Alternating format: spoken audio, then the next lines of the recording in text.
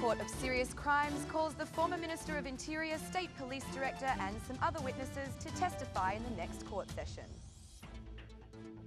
The Minister of Defence has announced an increase to the budget which will be used to modernise the armed forces. The Minister of Foreign Affairs in Luxembourg says integration does not only depend on Brussels but on Albania as well. He thinks 2018 will be a good year. Good evening, it's 6 o'clock on Tuesday the 3rd of October 2017. Welcome and thank you for joining us tonight for the English edition of Aura News, bringing you the day's national top stories translated into English 6 days a week. The Court of Serious Crimes has called the former Minister of Interior, State Police Director and the current and former directors of Tirana's University to report as witnesses in the case against Emiliano Shullazi and 4 members of his gang. The courts made the decision today following the prosecution's request. Also, some professors of the university will be called to testify at the court. In total, 7 people will speak about the threats the director of the university received when he was running for the position, a case for which Emiliano Shullazi is accused. 4 witnesses were heard in today's session, among them a businessman from Luxembourg who was saved from a TNT explosion in 2016. The businessman declared that he does not know Emiliano Shullazi, but the court members said that the testimony of the businessman is different from what he said in the prosecution's office. The businessman has earlier admitted that he was threatened by Shullazi, and after the refusal to meet with him, an explosion happened at his business. The other witnesses have also declared that they do not know Shullazi. All the testimonies were rejected by the prosecution on the grounds that they do not match the testimonies given before.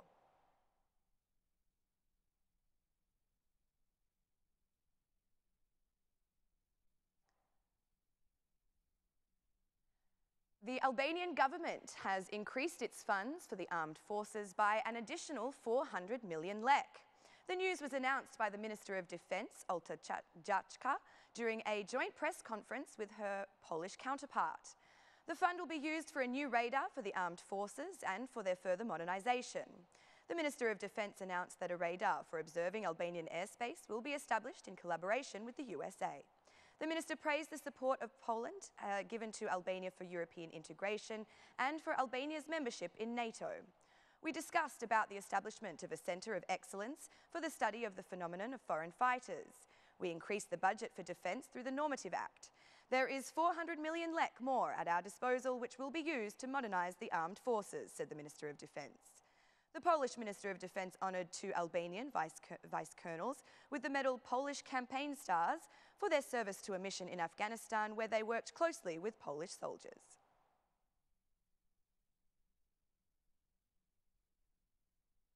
The Democratic Party is drafting a new strategy to fight against criminality. An MP for the Democratic Party, Alibeaj, gave an interview for Aura News, declaring that the platform includes the combination of both a political battle and a legal battle against the phenomenon, and that it will be focused on public denouncements. The Democrat MP explained that the main focus is to raise awareness with citizens and internationals about how difficult the situation is. The Democrat MP said that the Democratic Party's legal platform starts with the electoral reform.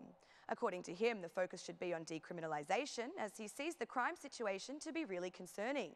Mr. Alibeaj issued some accusations against the government, which he considers to be connected with organised crime and gangs.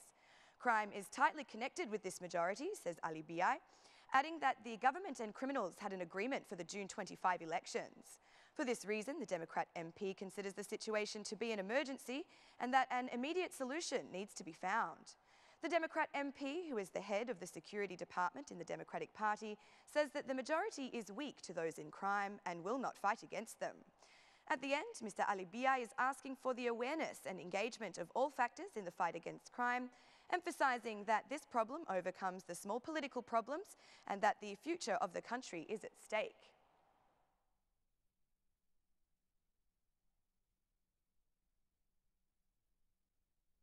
The Minister of Foreign Affairs in Luxembourg is visiting Albania. He held a meeting with the Albanian Foreign Minister, Ditmir Bushati. Following the meeting, they gave a joint press conference where the Foreign Minister of Luxembourg declared that the issue of European integration does not only reside in Brussels, it's also on Albania itself. Jean Asselborn declared that Europe is not in a good moment, especially after the decision by Britain to leave the Union. The probability that the European Union opens negotiations with Albania in 2018 is very high. Luxembourg will promote this idea, but you should bear in mind that this is something that does not depend only on Brussels. This is a matter of internal politics of your country. We know that you have made extraordinary efforts for the judicial reform. Keep on working, said the Minister of Luxembourg. The head of Albanian diplomacy, Ditmir Bushati, also declared that after the establishment of vetting structures, the European Union should give its confirmation for the beginning of negotiations. After the approval of the vetting bodies, we are waiting for the preliminary results of this process.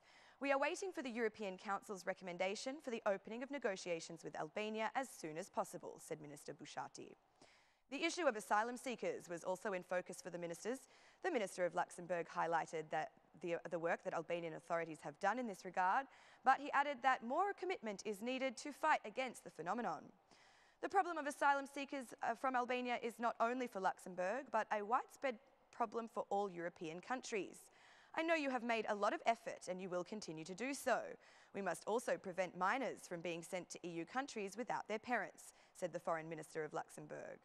Both ministers agreed on signing an agreement that will avoid double taxation between the two countries.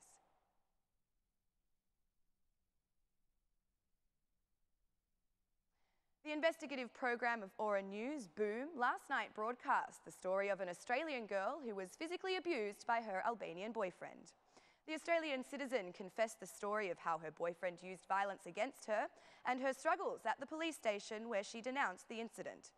The Australian citizen stated that she was kept for 11 hours at the police station, while her former boyfriend, upon his arrest, was detained only 3 hours before being let free. Despite the considerable amount of time spent with police on the day of the incident, the Australian was required to complete the entire process again a few days later due to a breakdown in administrative processes. But the story does not end there. The Australian girl goes on to tell how a police officer sent her messages the following evening, inviting her out for a drink. The woman declared that people at the police station were not keen to assist and that medical help was not offered, despite her being covered in blood. She explains her struggles in taking an order of defence and also the efforts by police to convince her not to denounce the man. According to the officers, it is a simple fact that couples fight, though she clarified that there was no argument and that she was in fact sleeping when he grabbed her by the throat and began to punch her. Police officers continued to try to convince the girl not to press charges by saying that this was the first time the man had used violence against her, to which she explained that she was not the first woman he had physically abused. Today, the Australian citizen was called by the Service for Internal Issues in order to make her concerns official.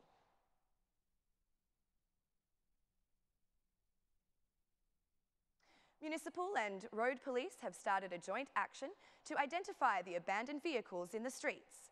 Vehicles parked in streets for more than 2 weeks and those that are damaged, burned or blocking parking areas will be included in the category of abandoned vehicles. In this case, the municipal and road police will transfer the vehicles to a collection point. We have already identified 90 abandoned vehicles in Tirana. The next phase is about notifying the owners of the vehicles. They should move the vehicle within 15 days. Otherwise, if the owner has not appeared, police will take the vehicle to a collection point, said the Director for the Control of Territory in the City Hall. The owner will be required to pay a tax for the number of days the vehicle stays in police territory, and if the owner does not go to the police within 90 days, the vehicle will be seized. The operation started today in Administrative Unit Number 5 and will continue across the city. According to police, citizens have filed several complaints against abandoned vehicles.